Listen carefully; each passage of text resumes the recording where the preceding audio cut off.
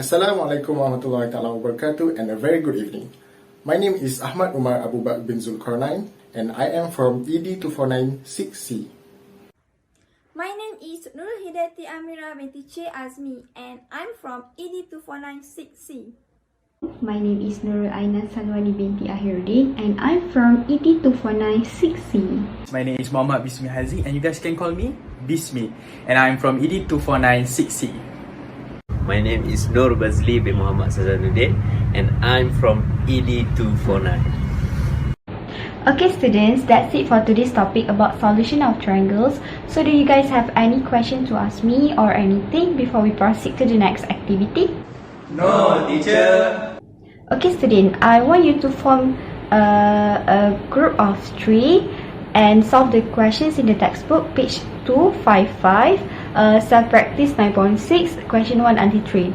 You can ask me if you have any questions or you stuck in any problems. Okay, teacher. Do we need to submit to you, teacher? Yes, by the end of the class, I will collect each of the group solution as it's going to be your group activities mark and it is important for your final marks, okay? Noted, teacher.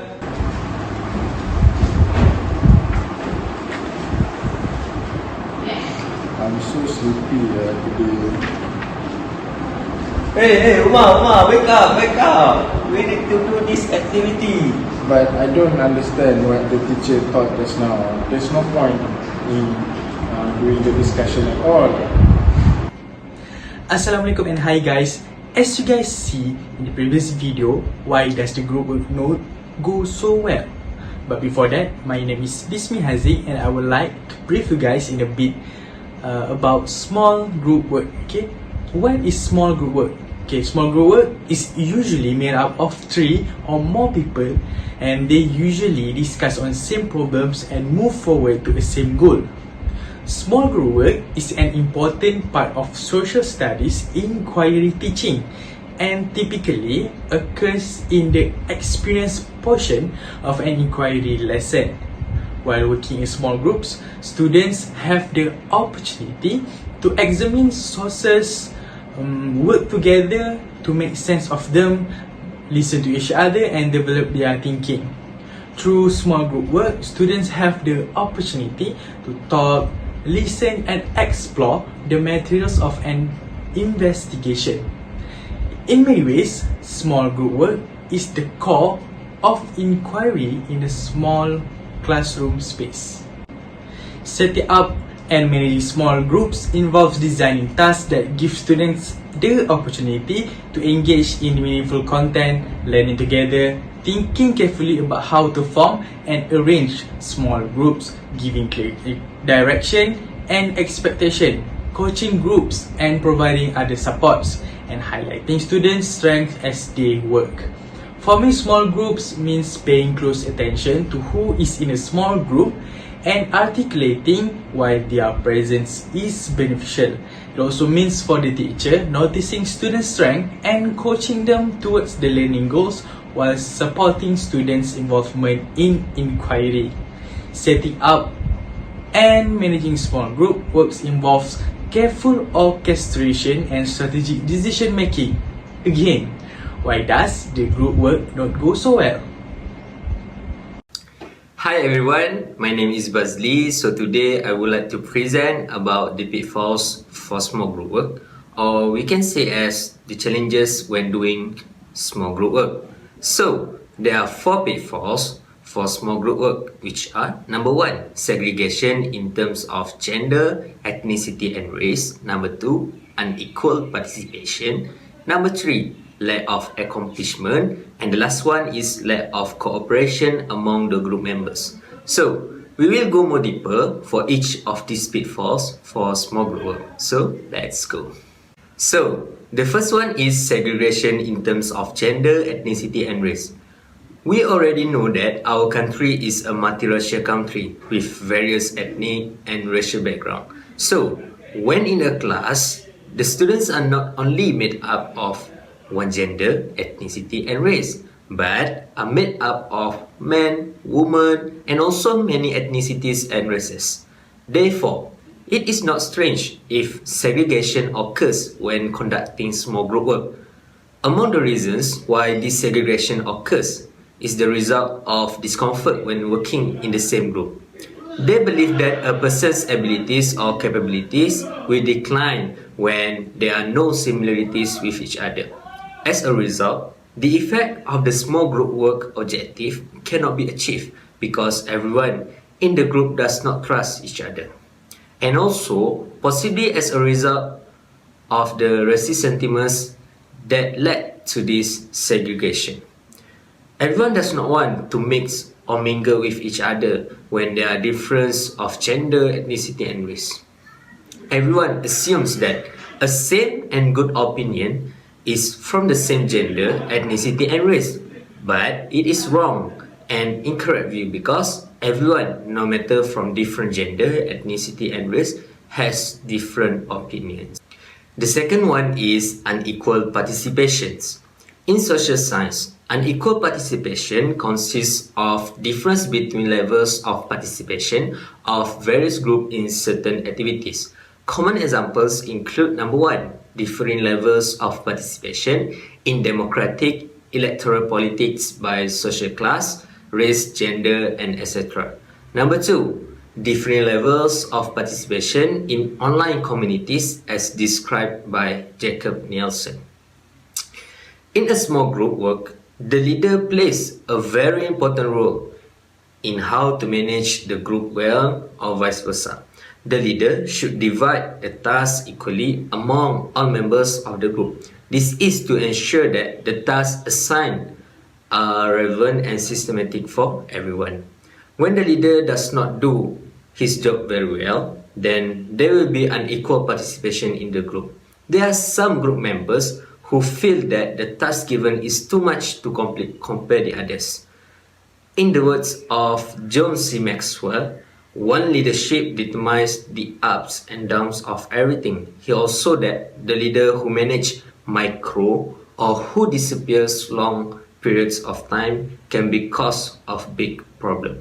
So the leader needs to manage the group well so that no problems will arise, and if there are, it can be solved in a good way. The third one is lack of accomplishment. Everyone has their own advantages and disadvantages. Group members in small group also have advantages and disadvantages.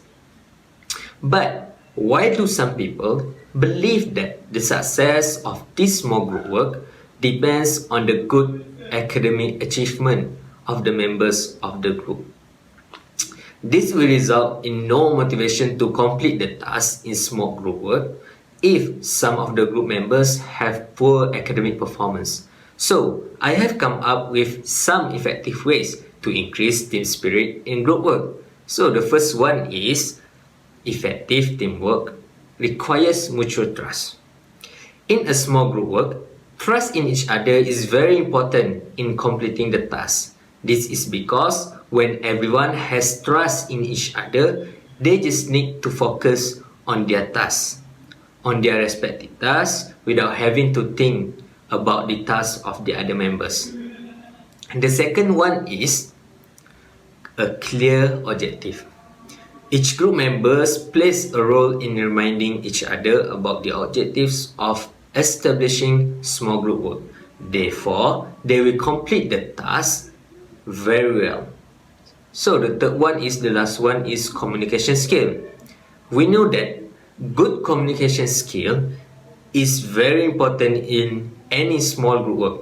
If there is a problem while completing the task, good communication skill should be implemented to overcome the problem without having to be emotional and so on. The last one, which is the fourth one, is a lack of cooperation among group members. These are common pitfalls or challenges that often occur in small group work. When in small group work, cooperation is very important in completing a given task.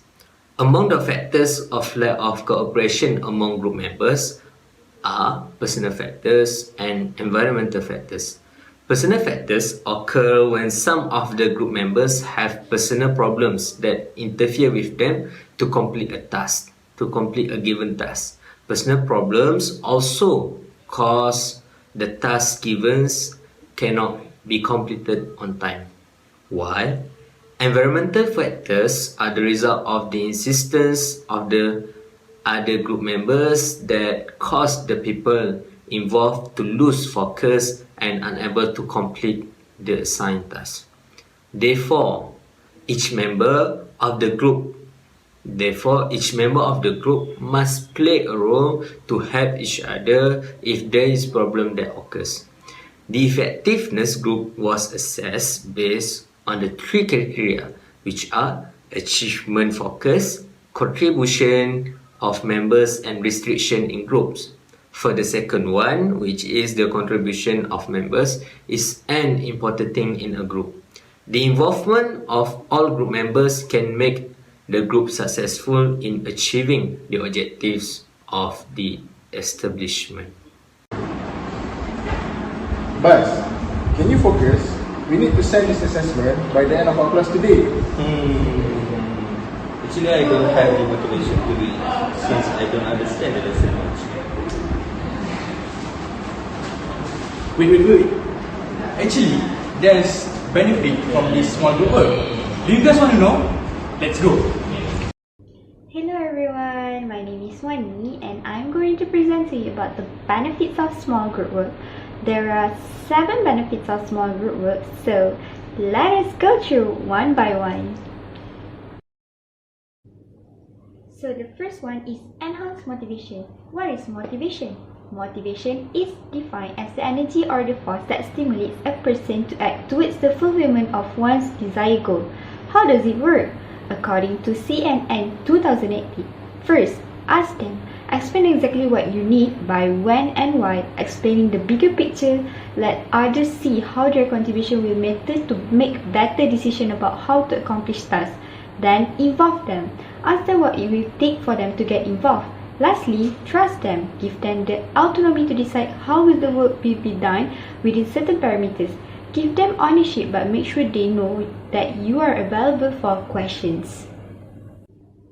Then, small group work enhance involvement in learning. In small group works, the involvement is important as students need to interact with each other about the topic. Throughout the interaction, students will generate new ideas during discussion and help them to think more and more.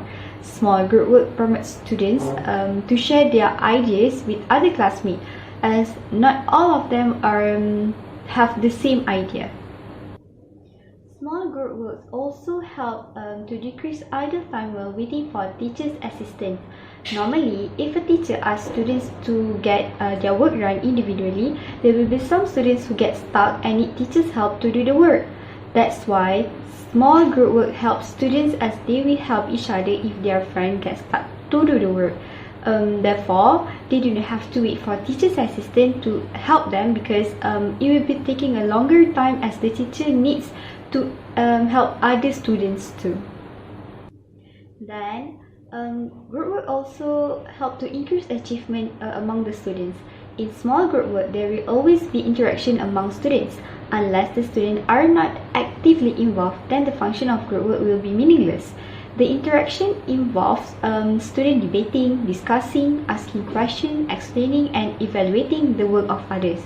This will stimulate critical thinking among members as they are discussing several ideas of a topic. The good discussion among the students results in gaining good new knowledge. Small group work also decrease competition among students. When students are working in a group, there is no competition as they are working together as a team. This is because the teacher will give marks for group work and they need to achieve the same goal. So everyone needs to be on the same page, right? So it will promote cooperation and prevent competitive or individualistic efforts between them during discussion as they want to achieve good marks for their group. Small group will also help to increase interaction across gender, ethnic and racial lines. As we all know, it is common to have students with various backgrounds in a class. I bet all of you have the experience of being in a class with different races of students, right? In a multicultural class, it is good for teachers to ask the students to form group work as to give them opportunity to work together. During the discussion, students will learn about each other and discover ways to work together even though they are different. Lastly, the benefit of small group work is to improve relationship among students with and without disabilities. Previously, I explained about students with various backgrounds sitting in one class. But there are also in a situation students with and without disabilities sit in a class. It is called the inclusive learning environment, in which students with and without disabilities learn and participate in the same daily activities and routines. In education, the disability is specified in learning disabilities. Learning disabilities is not a problem with the intelligence or motivation, and kids with learning disability are not lazy or dumb. In fact, most are just as smart as everyone else. Their brains are simply wired differently, and this difference affects how they receive and process information. Small group works give students with disability the opportunities to learn, participate and grow as they are working with students without disabilities. This shows that it improves their relationship as they are having discussions together. That's all from me, benefits of the work, so I'll pass to the next presenter. What happened to Buzzy's group? Do you guys have any problem? I don't know, teacher. I think I and Bazli cannot cooperate for this group work. Bazli, Umar, you guys need to cooperate with each other. You need to commit in this group work so that you will get marks, or else no marks for you. Alright, teacher. Okay, how about the other groups? Do you guys have any problem? All good, teacher. Wow, good students. Okay, I can see that a few groups have done with the second questions. So, good job guys. Hi everyone, I am Umar Zulkarnain, and now I am going to talk about designing and implementing effective group work. There are 4 major points that I am going to present. The first one is to decide on the type of the group to use. Second, decide on the size of the group. Third, decide on the group composition. And the last one is to structure cooperative tasks for positive interdependence. Let's go to the first point, which is to decide on the type of the group to use. There are 2 types of groups. The first one is collaborative seat work, and the second one is cooperative groups. Collaborative seat work are divided into 3 parts, which is helping permitted, helping obligatory, and peer tutoring. Helping permitted is when a student asks for help from the teachers or the student itself. And helping obligatory is when the teachers or the student respond to the student that asks for help and help them in doing the work. And the third one is peer tutoring. Peer tutoring when a person or a student, a tutee itself, have a tutor that can teach them and guide them for their work. As an example, in helping permitted and helping obligatory, a student asks another student on how to do a certain job.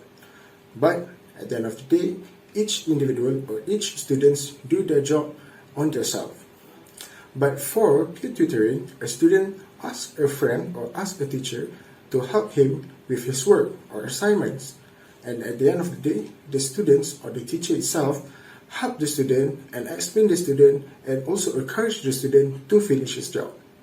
So this is the difference between helping permitted, helping obligatory, and the peer tutoring. Next, we are moving on to the second type of group, which is the cooperative group. In the cooperative group, the group divided the task that was assigned to the group individually, and each individual carry out their own task. From the individual task that was assigned, they will coordinate together in order to achieve the group goal. Now, what is completely cooperative group?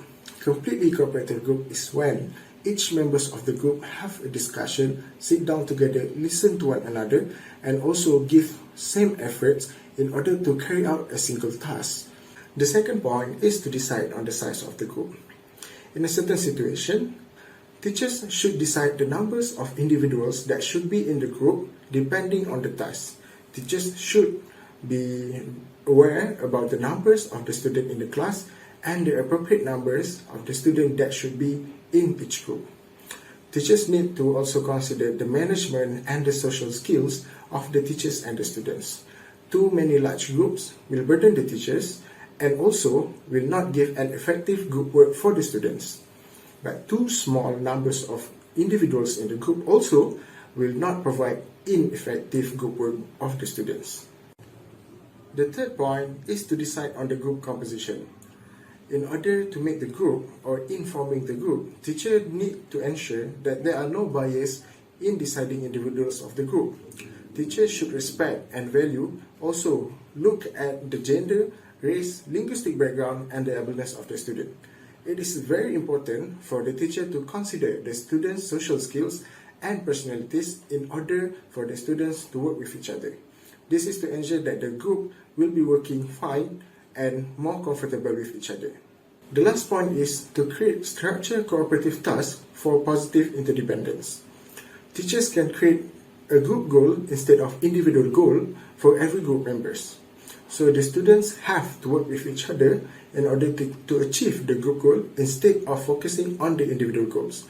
Other than that, teacher also can use a better or a more systematic approach in grading and reward, which is based on group performance instead of individual. So, instead of focusing on each other individual performance, students will work with each other in order to ensure that their group will have the best grading and reward performance. Next, teacher can provide tasks that require multiple abilities and high interpersonal dependency. This will make that each members of the group dependent on each other and ensure that they are working together in order to achieve their group goal. Other than that, teacher also can use another approach, which is to decide role for each members of the group. This role that will highlight and ensure that each members of the group will work with each other in order to achieve their group goal. That's all for my part. Now we will proceed to the next presenter.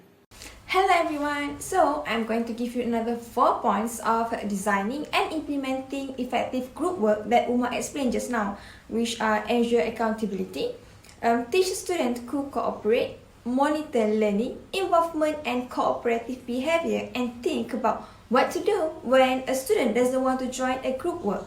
So let's discuss one by one. The first strategy to avoid the pitfall of group work is ensure the individual accountability. As Bazli had explained just now, one of the major problems of group work is unequal participation. Some students refuse to contribute to the group effort, which we usually call as free rider. They might get nothing about the academic task. So, to ensure the individual accountability, teacher must make sure that all group members are held responsible for their contribution to the goals. Each group member must know their part and take a role to achieve their goals by doing all tasks that they were assigned. Then, teacher also can assess individual learning. In order to evaluate the work of the group as a whole, teacher can do individual tests on the material about the task, or teacher can pick a random member in each group to give explanation of their group reasoning. This not only can help teacher monitor student learning, but also can help to prevent the free rider phenomena. Students will be more responsible if they know their individual performance will affect their grade. And last, teacher can differentiate responsibility according to the student's individual needs.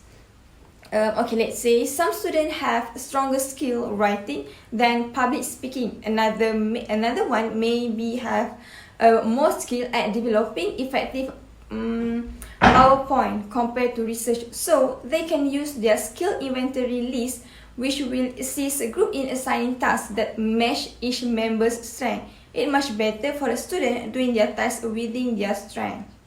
We move to next strategy, which is teach students to cooperate. Since we are doing a group work, so teacher must help them to understand the value of cooperation. Before the groups are formed and the task is set out, teacher should make clear why this particular task is being done in group, not individual tasks. Cooperation in group work, of course, teach a number of social and emotional skills and also give students the opportunity to learn from each other. In short, according to Kelly 2019, cooperation produces critical experiences that other learning structure cannot, such as communication skills, leadership skills, and teamwork skills. Then, teacher also can provide a group skills training. Most students don't come to group work knowing how to function effectively in group, whether in handout, online resources, or discussion in class. Teachers need to talk about their responsibility and introduce simple norms for group work such as help one another, listen to other members, provide support, and so on. Then, teachers need to provide opportunities for students to practice the skills and to receive the feedback. This activity can heighten the students' awareness of group skill and have fun at the same time. And last, teacher can provide the chance to evaluate their group work experiences. To learn from their experience, students need the chance to discuss what happened and to evaluate how successful they were in working together. By doing this, they can know how well they work together, how quickly they got to work, how involved they look, how well group members listen to each other, and so on. Sometimes, this process can be very encouraging for some individuals, as they can learn what are their weaknesses and what are their strengths. The third strategy is monitor learning, involvement, and cooperative behavior. So, the first one, teacher can monitor groups and intervene when needed. While monitoring the group's work, teachers should assist groups with their need. This can help students if they want to point out additional resources or their point of view. Teacher also can help the student reflect on the work they have completed. In addition, if teacher notice any group conflict or off-task behavior, teacher should intervene. Small group conflict should be resolved as soon as possible, and students should be shown how to prevent problem in the future. Okay, next, teacher can ask their progress checkpoint.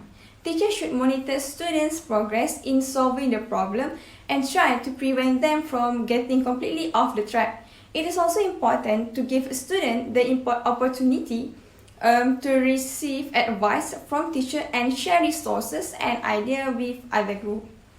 Some students will resist being part of a small group and want to work alone. Maybe they just hate to work with other people, or they just had a bad experience with group work, such as they had the free rider. So what should we do when a student doesn't want to join a group work? So the first one is teacher can change the group composition on a regular basis. Let's say they had a group work, so teacher should announce how long the group will be together.